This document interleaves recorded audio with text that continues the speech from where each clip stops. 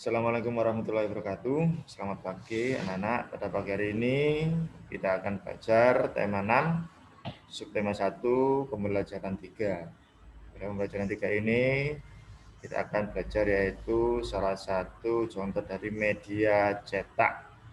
Ya, di sini ada yaitu contoh dari buku. Ya, buku merupakan salah satu media cetak yang menjadi sumber informasi yang paling sering digunakan masyarakat hingga saat ini. Ya. Buku itu biasanya berisi tentang ilmu pengetahuan dan informasi tentang peristiwa alam yang ada di sekitar kita. Nah, di dalam buku itu terdapat teks penjelasan, ya, serta gambar-gambar yang mendukung penjelasan informasi yang diberikan.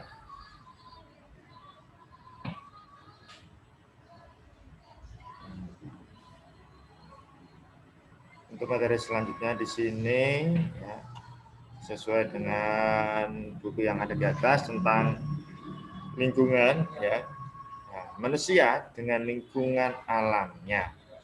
Semua makhluk hidup yang ada di bumi melakukan hubungan dengan sesama makhluk hidup maupun dengan lingkungannya. Nah, lingkungan alam terdiri atas benda mati dan makhluk hidup. Ada yang disebut dengan biotik dan abiotik. Ya.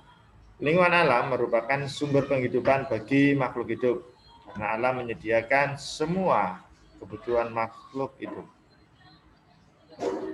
Nah, benda mati dan makhluk hidup saling mempengaruhi antara satu dengan yang lainnya. Bahkan antara keduanya saling berkaitan. Salah satu bentuk hubungan antara benda mati dan makhluk hidup adalah jenis, ya, contohnya di sini ada tanah, suhu, dan curah hujan di suatu tempat yang mempengaruhi jenis tanaman yang tumbuh dan hewan yang berkembang di daerah tersebut.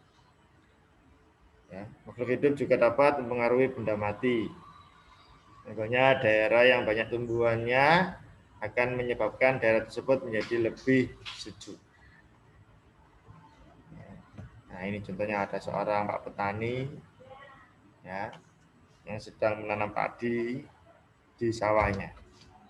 Nah, ini contoh adalah hubungan antara manusia dan lingkungan alamnya. Nah, hubungan antara manusia dan lingkungan alam dapat dikelompokkan menjadi dua. Yang pertama, hubungan yang membuat manusia harus dapat menyesuaikan diri dengan alamnya. Yang kedua adalah hubungan yang membuat manusia dapat memanfaatkan alam sekitarnya. Manusia juga harus dapat memanfaatkan alam untuk memenuhi kebutuhan hidupnya dengan menggunakan ilmu, pengetahuan, dan teknologi. Contohnya, ya, untuk menanggulangi akibat kemarau panjang yang menyebabkan menurunnya hasil pertanian, ya, manusia itu mencoba membuat hujan buatan atau dengan pengobaran air, ya, dengan menggunakan tenaga diesel. Nah, pembuatan hujan buatan ini ya tadi tentu dengan menggunakan pengetahuan dan teknologi. Nah, untuk tugas YouTube kamu yang pertama, kamu kerjakan ini pertanyaan nomor 1, ya, nomor 2, terus nomor 3, nomor 4, dan nomor 5. Ini kamu bisa mencari jawabannya di bacaan tadi.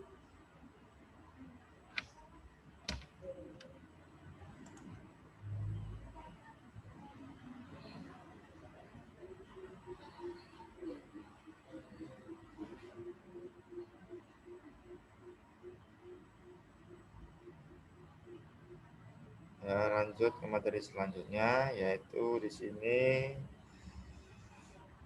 materinya tentang konvensi hak-hak anak. Ya. Anak-anak merupakan generasi penerus cita-cita perjuangan sebuah bangsa. Oleh karenanya, kebutuhan untuk tumbuh dan berkembang dalam kehidupan anak harus diutamakan. Ya, sayangnya, tidak semua anak mempunyai kesempatan yang sama dalam mewujudkan harapannya.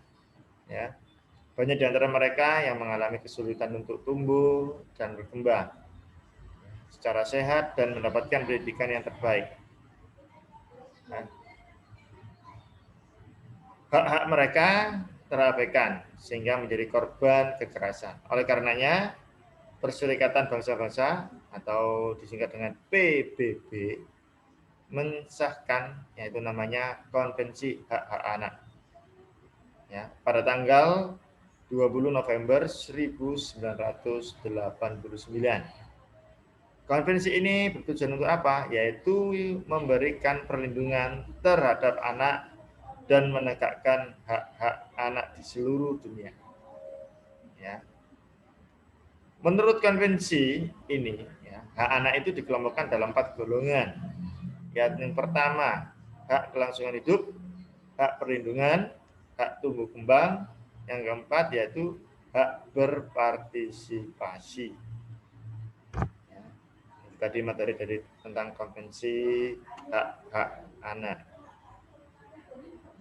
Nah, untuk tugas YouTube kamu yang kedua, kamu kerjakan ini elemen 3 nomor 1 ya sesuai dengan materi tadi, nomor 2, nomor 3, nomor 4 ya. Nah, sekarang saya akan bagi materi tentang hak seorang siswa ya. Menurut peraturan pemerintah nomor 28 tahun 1990, yang dimaksud dengan hak-hak siswa adalah hak untuk yang pertama, mendapatkan perlakuan sesuai dengan bakat, minat, dan kemampuannya. Yang kedua, memperoleh pendidikan agama sesuai dengan agama yang dianutnya. Yang ketiga, mengikuti program pendidikan yang bersangkutan atas dasar pendidikan berkelanjutan. Yang keempat, mendapatkan bantuan fasilitas belajar, beasiswa atau bantuan lain sesuai dengan persyaratan yang berlaku. Yang kelima, pindah ke sekolah yang sejajar atau yang tingkatnya lebih tinggi sesuai dengan persyaratan penerimaan siswa pada sekolah yang hendak dimasuki. Yang keenam, memperoleh penilaian hasil belajarnya. Yang ketujuh, menyelesaikan program pendidikan lebih awal dari waktu yang ditentukan. Yang ke-8, mendapatkan pelayanan khusus bila mana menyandang cacat. Ya, itu tadi adalah hak-hak dari siswa yang menurut peraturan pemerintah nomor 28 tahun 1990. Nah, sekarang kamu bisa membuat ya, hasil kesimpulan tadi, hak-hak sebagai siswa itu apa saja. Ya, ini termasuk dalam tugas kamu YouTube yang ketiga. Nah, untuk memahami materi kemarin tentang bangun ruang kudus, ya, karena kemarin sudah saya kirim video YouTube-nya materi matematika tentang bangun ruang kudus ya. Kamu kerjakan buku jenius kamu yang sudah kamu punyai. Halaman 39, kamu kerjakan langsung di bukumu hanya nomor 1 sampai nomor 10. Ya. Sekian dari pembelajaran dari Waktu pagi hari ini. Semoga bermanfaat. Saya akhiri. Wassalamualaikum warahmatullahi wabarakatuh.